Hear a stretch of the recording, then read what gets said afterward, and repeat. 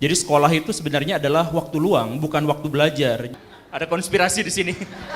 Sejak saya mengatakan tadi, setiap orang itu unik, spesifik, otentik, berbeda satu orang dengan yang lainnya. Halo guys, Kle tengoklah baju ini paten kali lah kurasa. Kalau mau beli bisa langsung cek keranjang kuning atau link di bio atau link di deskripsi ya hehe. Pendidikan sebuah bangsa hancur pertama kali ketika mereka bikin kurikulum.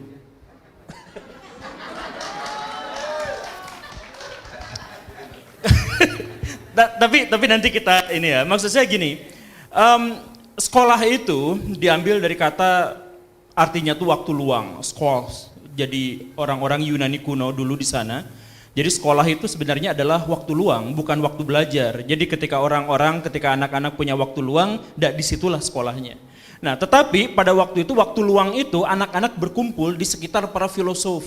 Di antaranya pada waktu itu adalah Socrates yang menjadi nabinya pada waktu itu. Kenapa mic saya mati-matiin?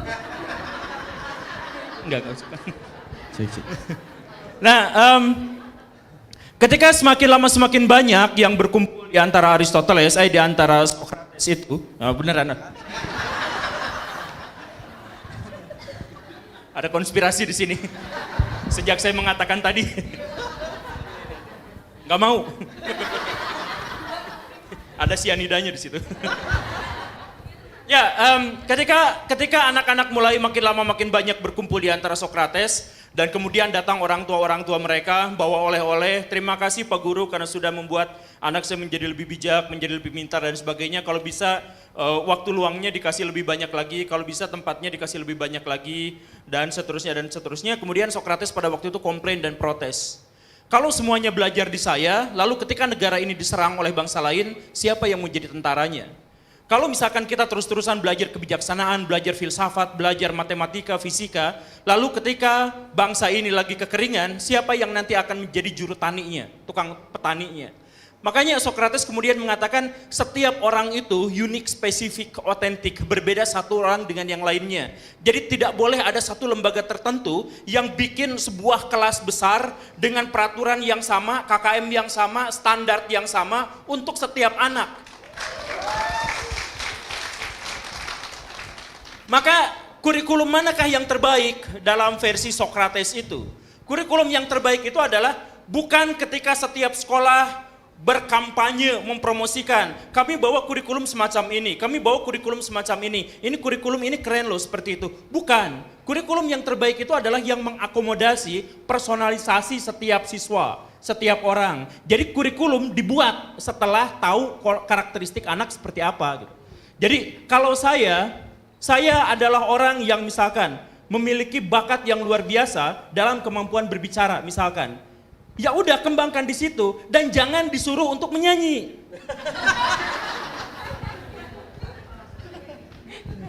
Karena apa? Itu merusak telinga orang.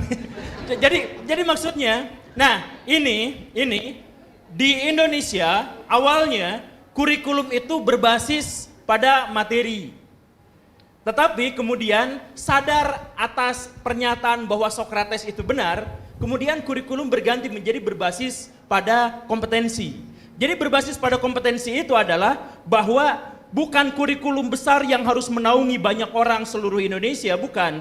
Tetapi lihat dulu kompetensi setiap orang, kompetensi setiap sekolah, apa latar dari sebuah sekolah, di mana dia berada, faktor geografisnya seperti apa, lalu pembelajaran dibuat dari acuan-acuan itu. Nah, jadi kurikulum merdeka itu sebenarnya adalah kelanjutan panjang dari kurikulum berbasis kompetensi. Di mana setiap sekolah merdekakan kalian untuk bikin pembelajaran yang seperti apa, yang disesuaikan, yang direlevansikan dengan realitas yang ada pada waktu itu. Gitu. Makanya salah satu ciri dari kurikulum merdeka itu adalah personalisasi yang tadi itu. Jadi kalau misalkan tadi ada banyak sekali pertanyaan, ini kenapa saya jadi jubirnya kementerian? Terima kasih loh Pak. Tapi maksud saya, kalau misalkan banyak sekali guru-guru di Indonesia yang mengalami keresahan, kami sekarang dikasih banyak proyek, ada kewajiban begini dan begitu dengan administrasi yang banyak dan sebagainya, abaikan itu semua.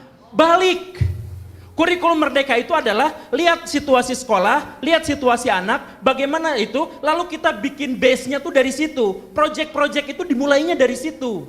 Bukan dimulai dari sekolah nanti harus ngikut kurikulum yang ditentukan sama pemerintah, bukan.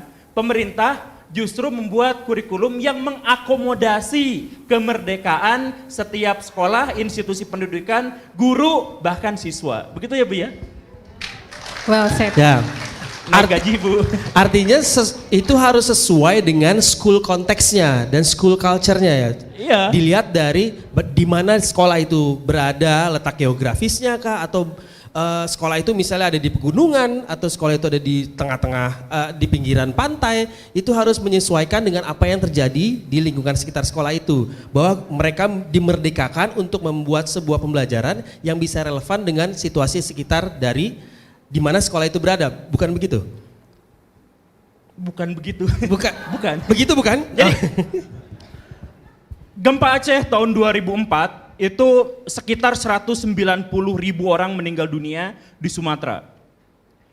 Seandainya sekolah-sekolah pada waktu itu menerapkan kurikulum merdeka, ya maka diperkirakan yang meninggal hanya sekitar 10 sampai 20.000 orang.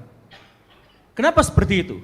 Karena kurikulum berbasis pada letak geografis misalkan, bahwa kita tahu ada di pinggiran lempeng benua, bahwa kita tahu ada di pinggir laut yang aktif, bahwa kita tahu bahwa ini sangat berpotensi untuk tsunami, maka mitigasi bencana seharusnya dilaksanakan sejak awal di sekolah-sekolah di Aceh. Tetapi tidak pernah dilaksanakan itu.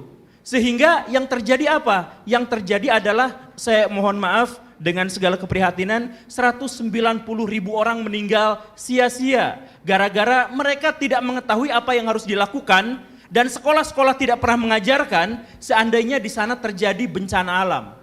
Sekarang misalkan di Indonesia, kurikulum guru-guru di Indonesia selalu diajarkan bagaimana misalkan apa yang dimaksud dengan pembuluh kapiler, pelajaran biologi ngebahas tentang bagaimana ikan itu punya peredaran darah dan sebagainya. Kenapa sekolah-sekolah gak ngajarin bahaya diabetes biar tidak banyak yang gendut? Nah, jadi berbasis pada kompetensi. Kan sekarang Indonesia nomor 4 diabetesnya di seluruh dunia. Obesitasnya terbesar. Nah, karena itu sekolah-sekolah daripada belajar sistem peredaran darah ikan, mendingan belajar tentang bagaimana bahayanya obesitas. Itu kurikulum merdeka.